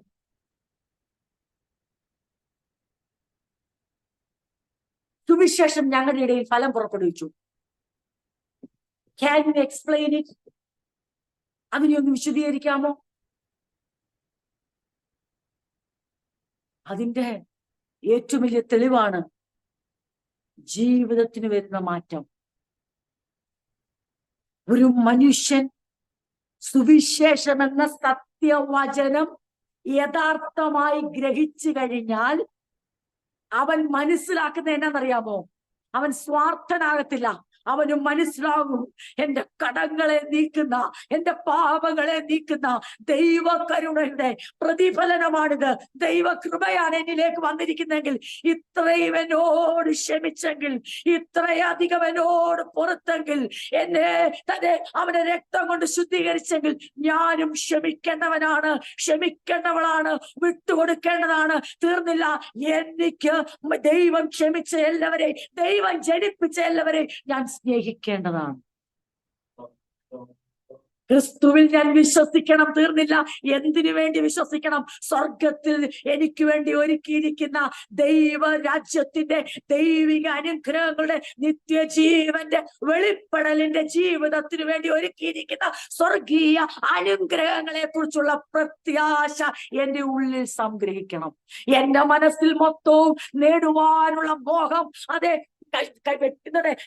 വെട്ടിപ്പിടിക്കുവാനുള്ള മോഹം, മാനിക്കപ്പെടുവാനുള്ള മോഹം, അതെ, നിന്ദിക്കപ്പെടാതെ എവിടെയും തല ഉയർത്തി നിൽക്കണമെന്നുള്ള മോഹം, അതെ, പഴയ നിയമത്തിന്റെ അനുഗ്രഹ വാചകങ്ങളെ എടുത്തുകൊണ്ട് വന്നിട്ട് ദീർഘായുസ് ലഭിക്കണം, അതെ, എല്ലാം നിറഞ്ഞു കവിയണം, എല്ലാം ഫലപുഷ്ടമാകണം, തൊട്ടതെല്ലാം പൊന്നാകണം, തൊടുന്നതെല്ലാം അനുഗ്രഹിക്കപ്പെടണം എന്നുള്ള, അതേ, സ്ഥാനം തെറ്റിയുള്ള, നിയമം തെറ്റിയുള്ള, ദൈവം മാറ്റിമറിച്ചിരിക്കുന്ന, ദൈവം ചെയ്തിരിക്കുന്ന പുതിയ നിയമത്തിന്റെ അനുഗ്രഹങ്ങൾ എന്തെന്ന് മനസ്സിലാക്കാതെ ഹൃദയങ്ങളെ മോഹം കൊണ്ട് നിറച്ചിട്ടുണ്ടെങ്കിൽ അതിന്റെ അർത്ഥം ആ വ്യക്തിയുടെ ഉള്ളിൽ സുവിശേഷം എന്ന സത്യവചനം ക്രിയ ചെയ്തിട്ടേ ഇല്ല.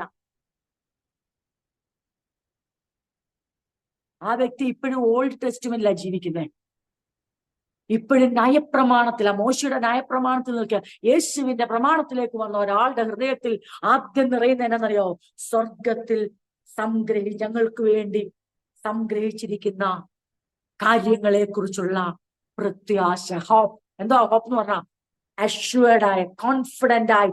ആ ഹോപ്പിന്റെ പ്രത്യേകത കിട്ടുമായിരിക്കും എന്ന് ഹോപ്പിന് ആ അർത്ഥമല്ല.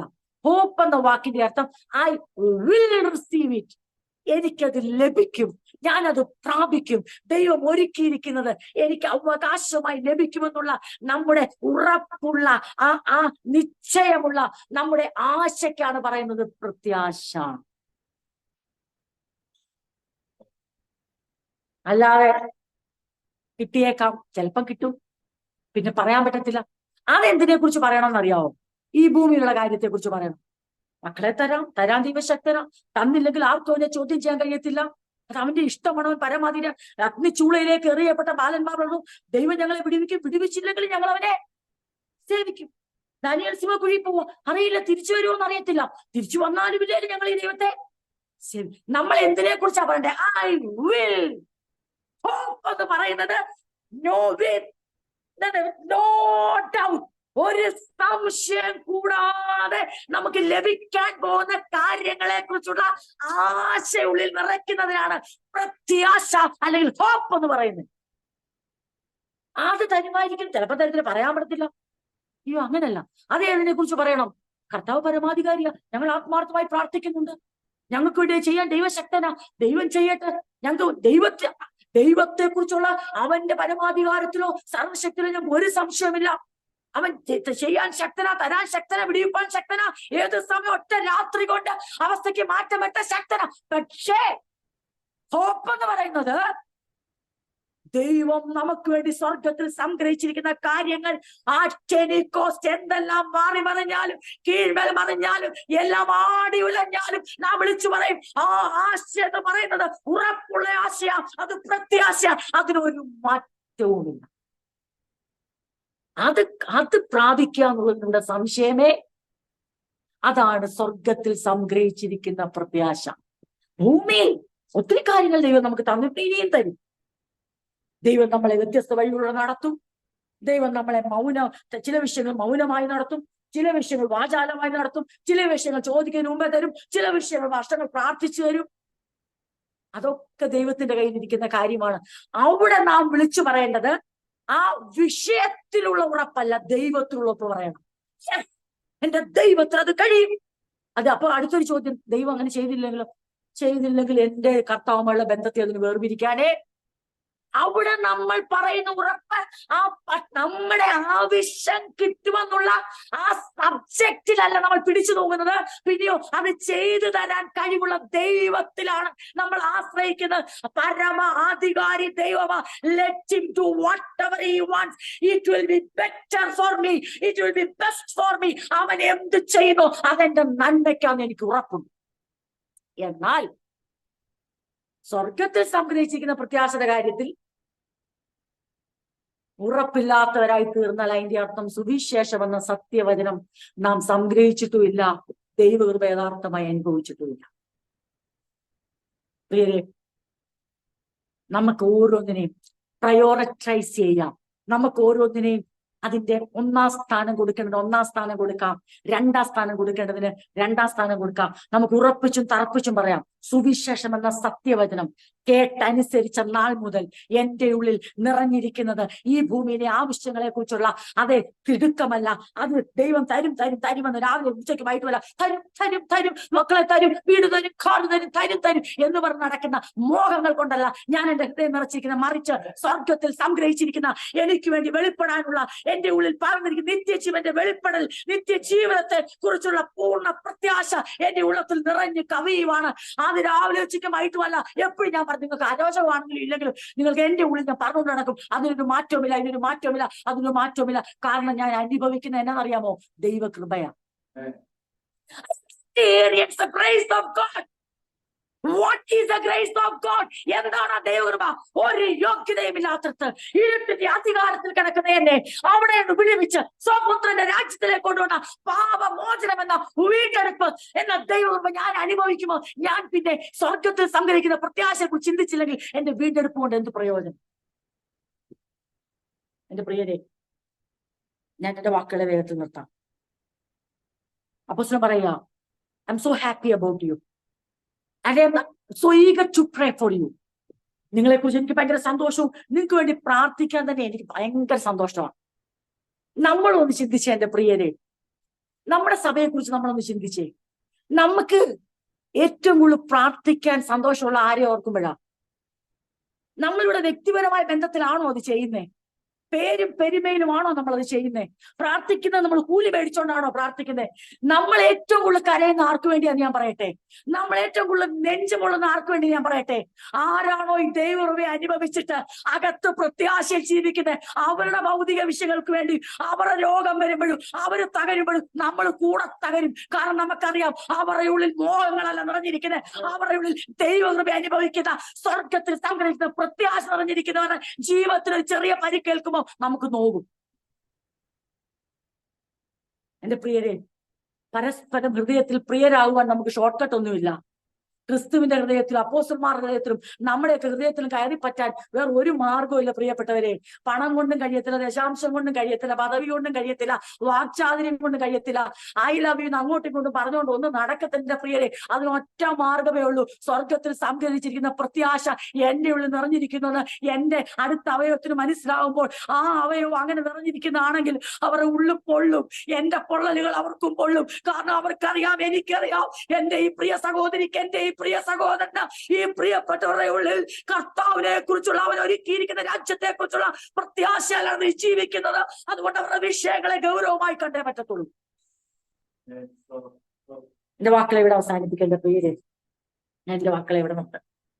ഇന്ന് രാത്രി നമുക്ക് കണ്ണുകളെ അടച്ചു പ്രാർത്ഥിക്കാനുള്ള സമയമാണ്. ദൈവത്തിന്റെ ചിന്തകൾക്കായി നമുക്ക് തന്ന സമയത്തിനായി ദൈവത്തെ സ്തുതിക്കാം. എല്ലാ വചന ചിന്തകളിലൂടെ നമുക്ക് നമ്മളെ ശോധന കഴിക്കാം. നാം തന്നെ വിധിച്ചാൽ നാം വിധിക്കപ്പെടുകയില്ലല്ലോ. If we judge ourselves, we will not be judged. ഇന്നത്തെ തലമുറയുടെ ഏറ്റവും വലിയ ഒരു പ്രശ്നമാണല്ലോ, എല്ലാവരെയും ജഡ്ജ് ചെയ്യും, സ്വയം ജഡ്ജ് ചെയ്യത്തില്ല. Let us judge ourselves. നമുക്ക് നമ്മളെ തന്നെ വിധിക്കാം, നമ്മളെ തന്നെ ശോധന കഴിക്കാം. കർത്താവേ, ഞാൻ ആ ദൈവകൃപ യഥാർത്ഥമായി അനുഭവിക്കുന്നുണ്ടോ? എന്റെ ഉള്ളിൽ ആ സ്വർഗത്തിൽ സംഭരിച്ചിരുന്ന പ്രത്യാശ രൂഢമൂലമാണോ? ആ അടിസ്ഥാനത്തിലാണോ ഞാൻ സഹോദരങ്ങളെ സ്നേഹിക്കുന്നേ? മുസ്ലിം പറയാനി, നിങ്ങളുടെ ഈ ക്രിസ്തുവിനുള്ള വിശ്വാസവും വിശുദ്ധനുള്ള നിങ്ങളുടെ സ്നേഹത്തിന്റെ സോഴ്സ് എനിക്ക് മനസ്സിലായി. അതിന്റെ സോഴ്സ് എന്താണെന്ന് ചോദിച്ചാൽ, സത്യവചനത്താൽ നിങ്ങൾ അനുഭവിച്ച ദൈവകൃപയിൽ ഉളവായ പ്രത്യാശയുണ്ടല്ലോ, ആ പ്രത്യാശയാണ് നിങ്ങളെ സ്നേഹിക്കാൻ പ്രാപ്തരാക്കുന്നത്. അല്ലെങ്കിൽ പ്രിയരെ, നമ്മളൊക്കെ ഏത് നാട്ടിൽ എവിടെയൊക്കെ കിടന്നവരാ, നമ്മളൊക്കെ ഇങ്ങനെ സ്നേഹിക്കുന്നവരാ. നമുക്ക് തമ്മിൽ എന്ത് ബന്ധം, എന്ത് പരിചയം! നമ്മളൊക്കെ എങ്ങനെ സഹോദരങ്ങളായത്, പ്രിയരായത്? നമ്മളെ ആർക്കും അകറ്റാൻ പറ്റാത്ത എന്തുകൊണ്ടാ? നമ്മുടെ പ്രിയപ്പെട്ടവരുടെ വേദനകളും രോഗങ്ങളും നമ്മുടെ നൊമ്പരമായി മാറിയത് എന്തുകൊണ്ടാ? അവരുടെ ഞെരുക്കുകൾ നമ്മളെയും ഞെരുക്കുന്നു, അവരുടെ വേദനകൾ നമ്മളെയും വേദനിപ്പിക്കുന്നു, അവരുടെ കണ്ണുനീർ നമ്മളെയും കരയിപ്പിക്കുന്നു. അത് എന്താ ഇതിന്റെ അർത്ഥമെന്നറിയാമോ? അവരുടെ ഉള്ളിലും നമ്മുടെ ഉള്ളിലും ഒരേ പ്രത്യാശ വ്യാപരിക്കുമ്പോൾ ആ പ്രത്യാശയുള്ളവൻ അവയവങ്ങളായതുകൊണ്ട് അവർ പരസ്പരം ഒരുമിച്ച് നിന്നുകൊണ്ട് അവർ ദൈവത്തെ സേവിക്കുകയാണ്. അവർ പറയുന്നു ആവശ്യങ്ങൾ അനവധിയുണ്ട്, പക്ഷെ ഹൃദയം നിറഞ്ഞിരിക്കുന്നത് സ്വർഗീയ പ്രത്യാശ കൊണ്ടാണ്. എന്റെ പ്രിയരെ, നാം തന്നെ നമ്മുടെ ആവശ്യങ്ങളെ മോഹങ്ങളാക്കി ഹൃദയത്തിൽ നിറച്ചാൽ, ഞാൻ സത്യം പറയാം, സഭ ശ്രദ്ധയോടൊന്നും പ്രാർത്ഥിക്കത്തില്ല, സഭയെ കൊണ്ട് പ്രാർത്ഥിപ്പിക്കത്തില്ല ദൈവം. പക്ഷെ നാം നമ്മുടെ ആവശ്യങ്ങളെ ദൈവത്തിന്റെ കരുത്തിൽ പരമേൽപ്പിച്ചിട്ട് നമ്മൾ യഥാർത്ഥമായി ദൈവകൃപ അനുഭവിച്ച് സ്വർഗത്തിൽ സംഗ്രഹിച്ചിരിക്കുന്ന പ്രത്യാശ ഉണ്ടെന്ന് സഭയ്ക്ക് പ്രാർത്ഥിക്കാതിരിക്കാൻ പറ്റത്തില്ല.